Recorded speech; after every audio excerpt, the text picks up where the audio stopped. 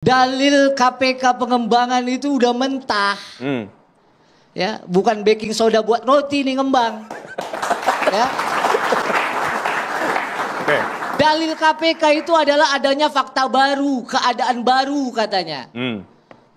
Kami tanya sama ahli, coba terangkan hukum acaranya. Yang dimaksud pengembangan atau fakta baru ataupun keadaan baru itu di bab mana dalam KUHAP? Ketika kita menggunakan istilah adanya fakta baru dan keadaan baru, itu hanya ada di bab peninjauan kembali. Jadi nggak dikenal tuh pengembangan, fakta baru dan seterusnya. Ketika masuk proses tahap yang disebut penetapan tersangka, pasal 44 KPK menyatakan apa? Adanya penyelidikan dan penyidikan. Maka ada dua putusan di pengadilan negeri yang sama juga. Pengadilan negeri Jakarta Selatan. Kalau penetapan tersangka mengambil alih dari alat bukti yang diperoleh dan atau ditunjuk sprindiknya orang lain, tidak boleh, tidak sah. Satu. Kalau penetapan tersangka tidak dimulai dari proses penyidikan, tidak sah. Itu belum diuji, ya. Maka saya bilang, kalau memang putusannya itu dikabulkan, harusnya ini kan bola panas kalau dikabulkan, Pak. Makanya diaborsi nih, lahir nggak boleh lahir bayi keadilan. Anda sependapat dengan itu? Ini nggak boleh lahir keadilan. Karena jadi kata-katanya adalah tendensius diaborsi. Jadi saya kira ini adalah ini sikap pengacara yang frustrasi dengan kata-kata. Yang sudah diajukan. Oh iya.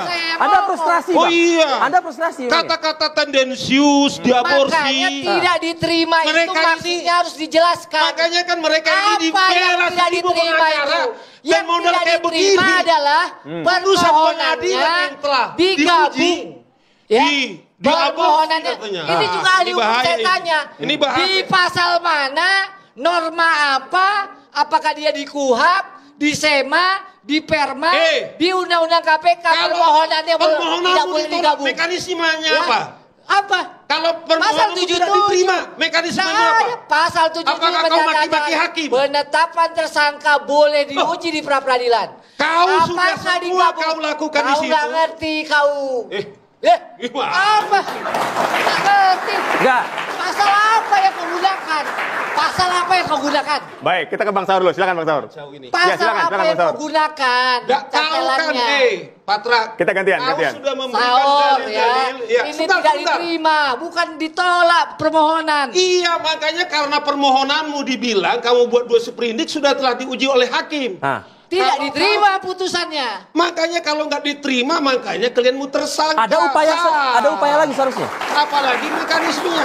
Cari Yang mekanismenya. namanya tidak diterima, penetapan tersangka atau tidak tersangkanya itu belum diuji, Pak. Makanya berkas Nggak ada makanya tidak diterima, bukannya makanya. Karena tidak diterima, status daripada tersangkanya Hasto adalah sah. Ini belum diuji. Bagaimana?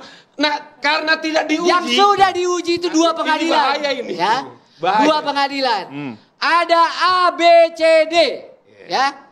Ternyata yang D itu sudah kabur sampai hari ini. Lalu putusan pengadilan menyatakan bahwa yang A, B, C memang betul terlibat. Ya. Sampai inkrah nggak ada tuh namanya Z. Ya, nggak ada nama Pak Hasto. Itu fakta yuridis. Maka boleh dong kita bertanya, benar nggak penetapan tersangka? Itulah yang kami uji. Iya. Jadi fakta yuridis juga yang terungkap di pengadilan.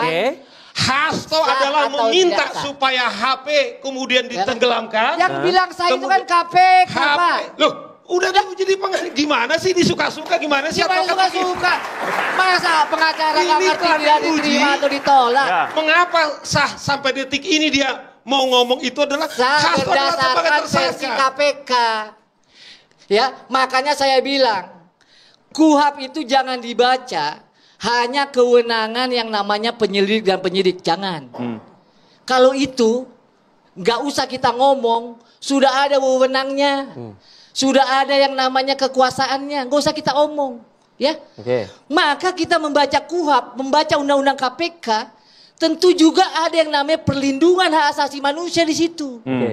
Ya, sekarang kan pertanyaannya cuma begini aja sebenarnya yang mau ditanyakan. Ini permohonan tidak diterima, mau diajukan lagi nggak? Nah, Kan iya. gitu. Langkah Anda apa? Iya kan? Iya. Nah, tergantung Pak Hasto dong kalau itu. Oke. Tetapi kalau dibilang sah, ya sah berdasarkan KPK. Gini. Tapi kan ketika hakim tunggal memutuskan menolak gugatan pra Ini yang peradilan. salah Bapak dari awal. Jangan bilang ini Kemudian, permohonan ditolak. Tadi kita sama-sama mendengarkan loh. Kita sama-sama mendengarkan. Permohonannya tidak diterima. Dengan tidak diterima sangka tetap tersangka. Versi KPK. Gimana sih? Oke. Undang-undang. Bang, maksud Bentar. Anda itu maksudnya apa? Kan Bang Patra bilang sah Undang-undang. menurut KPK. Kecuali kalau ada menetapkan ya untuk kasus permohonan ini tersangka ini, bukan dia, ya, KPK. permohonan ini Itu mana daripada dinyatakan undang-undang. ditolak. Diuji dia di pengadilan Barusan. tidak diterima. Di pengadilan ini kan Ya. sebutnya kan menguji Ya, masih penetapan ingat, ya. tersangka itu kan. Makanya sah Mahasiswa, tersangka. ingat, jangan nanti kalau Anda tidak dosennya sepahamnya gimana? Oh pasti.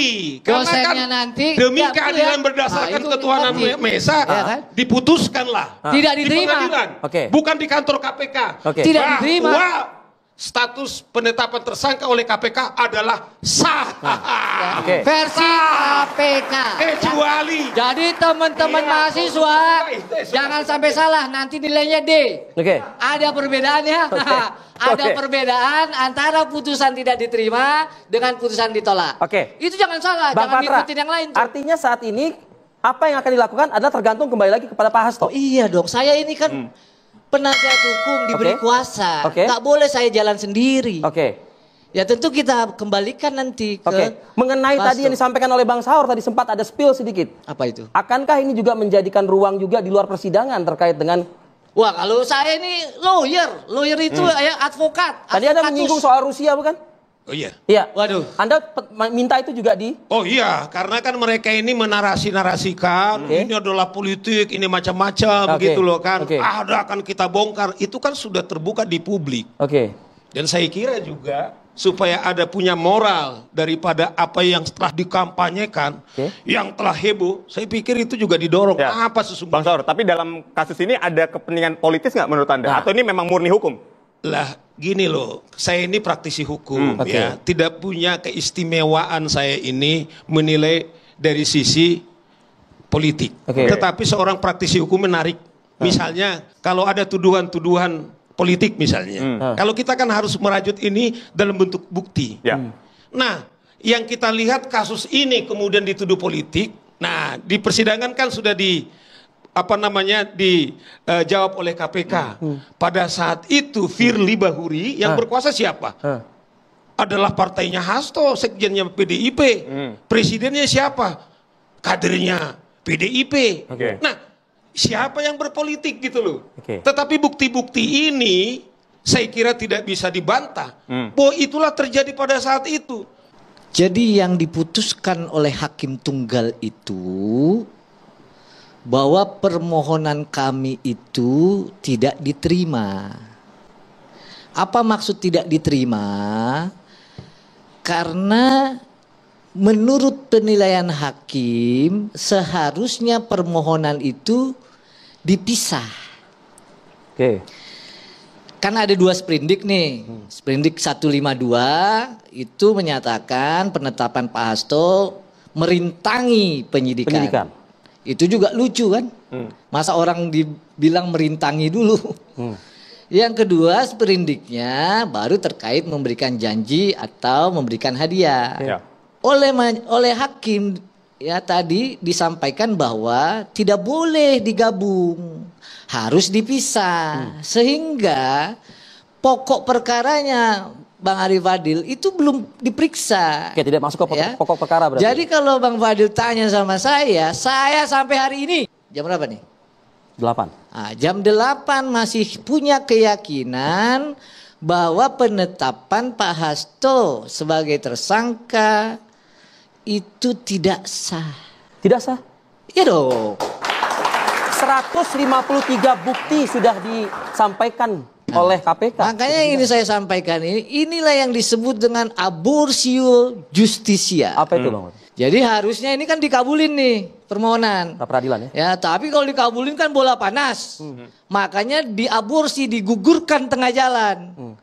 Iya kan? Saya nggak mau putus. Nanti aja kalau diajukan lagi, biar aja hakim yang lain kan gitu. Ya. Patra ini kan dibela kalau nggak salah 1000 pengacara, tapi yang maju di persidangan itu adalah kurang lebih puluhan.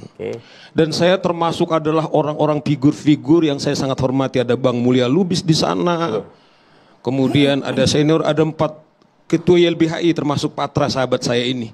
Beliau itu adalah saya sangat hargai.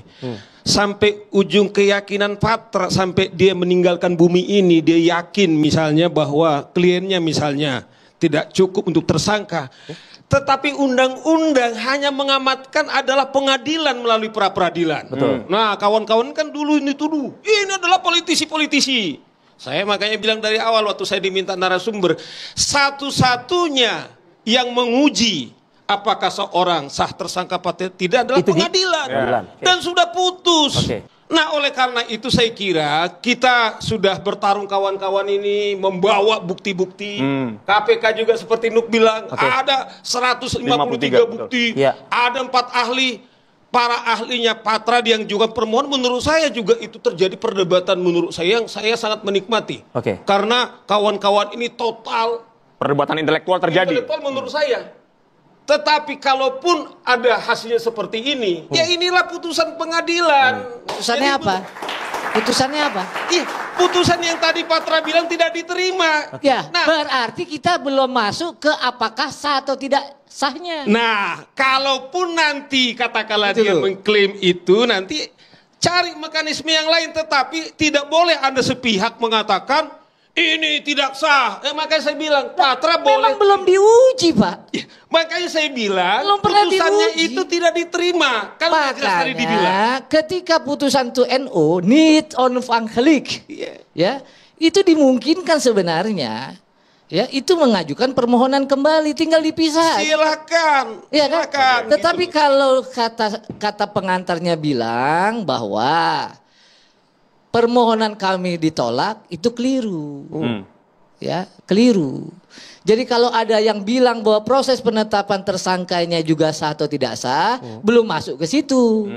Ya, bahwa benar.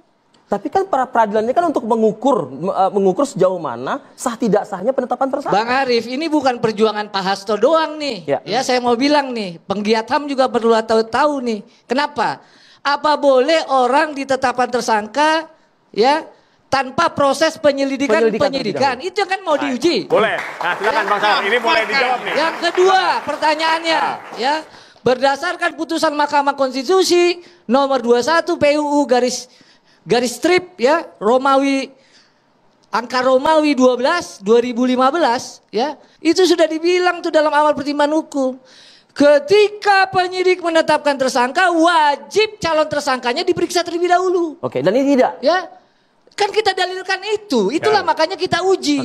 Jadi yang kita maksud adalah, ya, ini bukan soal perjuangan antara penetapan tersangka seseorang. Tapi kita semua ya berarti. Kita semua ini. Baik. Bang Saur, pertanyaannya gini Bang. Tidak ada penyelidikan dan sebelum pemeriksaan. Saya menarik ini pertanyaannya. Ini KPK sewenang-wenang berarti Bang Saur. Jadi kasus Hasto ini, Fadil, sudah ada beberapa korban. Setidaknya ada 3 pejabat. Ada KPU Pemuda dipecat. Ada anggota Bawaslu dipecat. Ada juga Dirjen Imigrasi dipecat. Tetapi juga ada teman saya sebagai advokat juga karena dituduh menjadi suap juga udah jadi terpidana. Oleh karena itu menurut saya hati-hati kita. Saya agak prihatin misalnya ada Prof. Koni, saya sangat hormati itu. Kawan-kawan ini mengatakan ada rahasia yang dibawa ke Soviet. Ya toh, nanti akan kami buka gitu loh kan.